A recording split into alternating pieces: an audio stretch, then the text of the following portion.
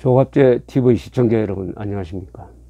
1948년에 건국된 대한민국이 오늘날 여기까지 오는 데는 많은 고비가 있었습니다만은 대체로 행운이 따랐습니다.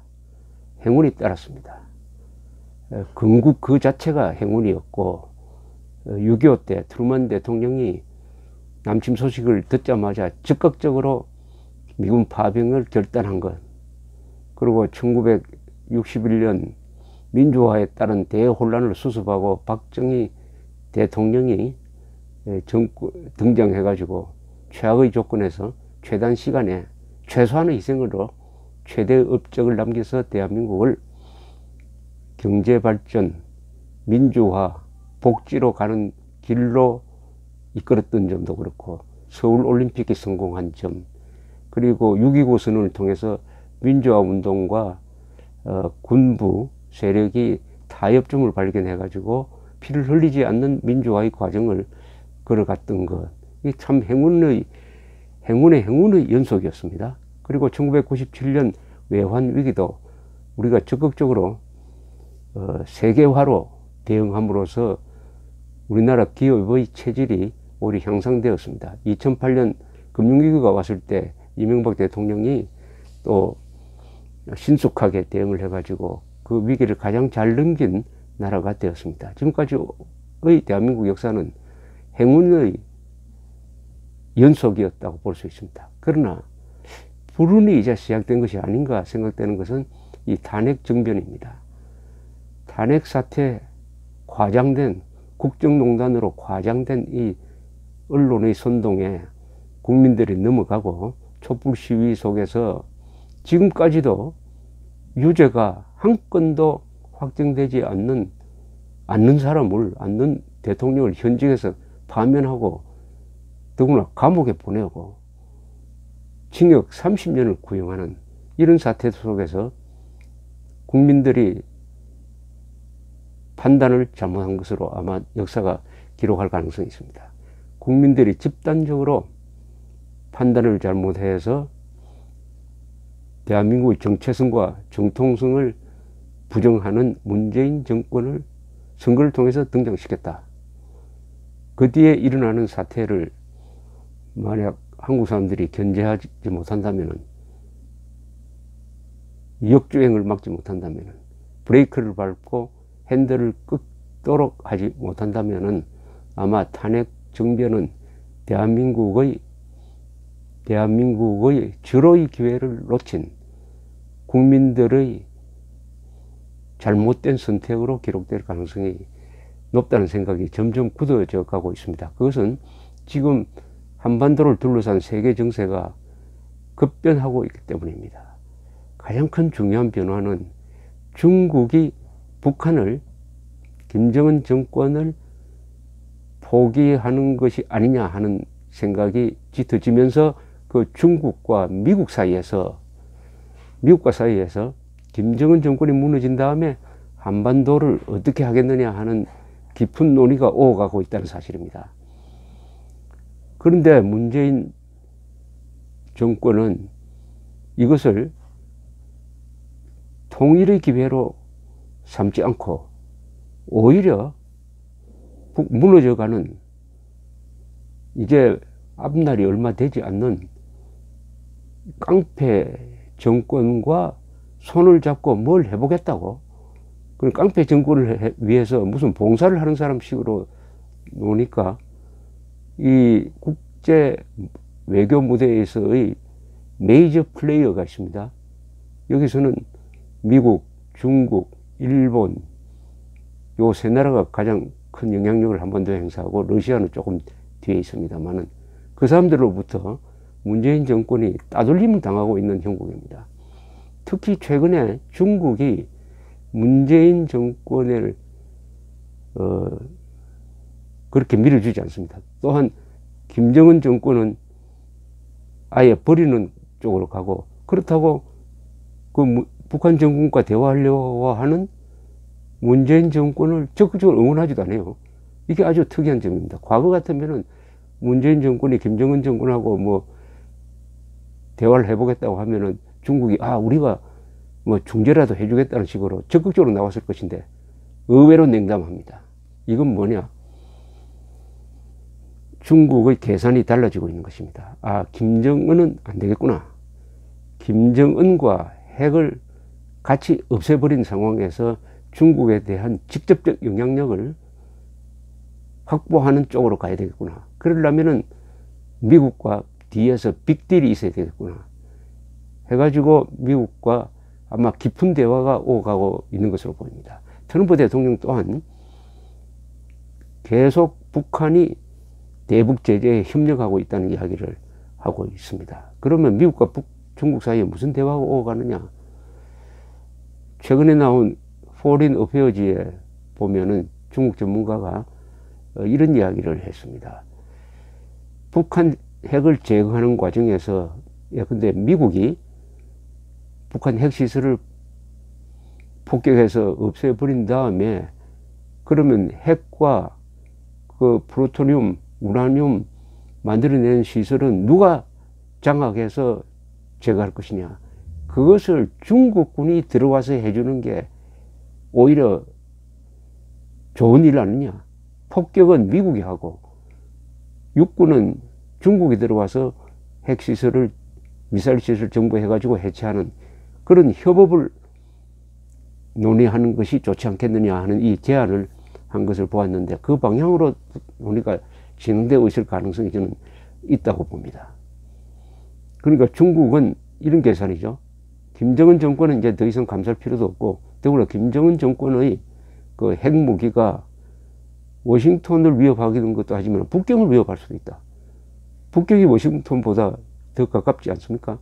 그런 계산도 하면서 북한을 버리는 카드로 해가지고 미국과 협력을 하고 협력한 대가로서 북한에 대한 지배력을, 영향력을 단단하게 확보하는 것으로 공식 계산을 바꾸고 있다는 이야기입니다. 저는 그 방향으로 간다고 봅니다. 그러면은 문재인 정권은 완전히 줄을 잘못 쓴 것이죠. 줄을 잘못 쓴 거죠. 이제는 중국도 버리는 김정은을, 미국은 가만두지 않겠다고 하는 김정은을, 일본은 김정은을 아예 상대도 하지 않습니다. 그 유일하게 문재인 정권이 앞장서서 나가가지고 북한의 핵미사일을 막아야 할 사드 배치도 하지 않고 핵 미사일 대피 훈련도 하지 않음으로써 이 5천만 국민들을 김정은의 사실상 인질로 내어놓는 그런 형국을 취하면서까지 김정은이 대변인이나 된 것처럼 앞장서 가지고 계속 미국을 끌어당겨서 북한하고 대화를 시키도록 하려고 하니까 미국이 냉담하게 나옵니다. 냉담하게. 완벽하게 이제는 돌이킬 수 없을 정도로 그리고 검증이 가능한 핵 폐기를 해야 한다 하는 원칙을 딱 정해놓았으니까 문재인 정권이 아무리 중간에 중재자 역할을 해도 안 됩니다. 중재자는 공정한 사람이 나서야 합니다. 그런데 트럼프 대통령이 보기에는 문재인 정권은 공정한 중재자가 아니라 김정은 편이다. 김정은이 대변인 비슷하다. 이렇게 되면 신뢰가 가지 않아요. 중재자는 공정한 입장이어야 되는데 김정은 편이라는 게 이게 만인 앞에서 드러났는데 다만 문재인 정권을 통해서 북한이 어떤 생각을 가지고 있는지를 알아보는 정도로만 아마 대응할 것입니다. 이렇게 되면은 탄핵 정변을 통해서 선동의 국민들이 넘어가서 탄핵 정변에 동참하고 대통령을 몰아내고 감방에 보내는 그런 격변을 통해서 등장한 문재인 정권이 하는 것은 지금 김정은 정권이 핵을 가지고 있다가 이제 몰락 직전으로 가는데 이 기회를 이용해 가지고 강력한 한미일 동맹을 바탕으로 한반도 문제를 이제는 우리가 주인된 입장에서 해결해 가지고 자유통일로 간다. 자유통일의 찬스로 잡아야 할 환경이 조성되었습니다. 그 전제 조건은 한미일 동맹만 강화하면 됩니다. 한미일 동맹 속에서 미국과 일본의 적극적인 협조를 받아가지고 중국을 견제하고 그리고 무너지는 북한을 접수하면 되는 거죠. 그러면 자유통일로 가는 것이고, 그렇게 한다면은 중국은 막지 못할 것입니다. 한국 주도의 통일을 막지 못할 것인데, 그걸 문재인 정권은 그런 절호의 기회를 포기하고 죽어가는 김정은을 살리겠다고 나서니까, 더구나 한미관계 나빠지고 한일관계 나빠지고, 며칠 전에도 3.1절 경축사를 통해서 지금 핵 문제에 협조하기 위해서는 일본의 힘이, 일본의 도움이 결정적인데, 그 일본 사람을 화나게 하는 종군 위안부 문제 언급을 왜 했습니까? 그것은 다 모아보면은 문재인 정권은 통일 의지가 없다. 말로는 통일 이야기하지만 그 통일은 자유통일이 아닌 것이 분명해졌습니다. 결정적 통일의 찬스에서 통일 의지가 없고, 오히려 김정은 살려줘가지고 분단을 고착시키는 반통일 세력이 되고 있다는 겁니다. 지금 문재인 정권이 하고 있는 것은 통일의 찬스가 왔을 때 통일의 찬스를 걷어차버리고, 지금과 같은 분단 고착이 계속되는, 북한 정권이 무너지지 않도록 하는, 그러기 위해서는 북한이 핵무장하는 것도 받아들여야 한다는 쪽으로까지 생각하고 있는 것 같은 게 아니라 의심이 들 정도입니다. 그러니까 반통일 분단 고착 세력으로 바뀌고 있습니다. 반통일 분단 고착 세력. 그러면서 전쟁이냐 평화냐라고 이야기하지만은, 문재인 정권이 하는 김정을 감싸기는, 이것은 전쟁을 유발하는 장입니다. 지금 미국이 중국과 합세해가지고 북한을 경제 제재를 통해서 굴복시킬 수 있겠다고 생각하는데, 한국이 들어서서 그 제재망을 자꾸 흐트리려고 하면은, 미국은 그러면 최후의 수단은 군사적 공격밖에 없다라고 할 것 아니겠습니까?